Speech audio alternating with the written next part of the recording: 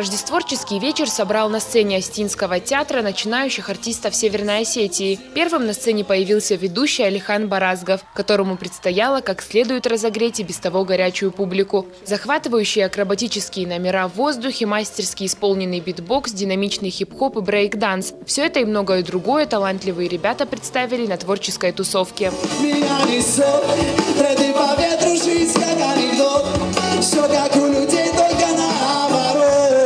С особым интересом зрители ждали выступления Джафара и Монтаны. Они исполнили популярные и давно полюбившиеся треки в сопровождении вокально-инструментального ансамбля «Грейв». На этом концерте был только живой звук. Энергетика исполнителей заряжала весь зал. К концу вечера никто не сидел на месте. Все подпевали уже у сцены. Ну и, конечно же, не обошлось без общего селфи в завершении вечера.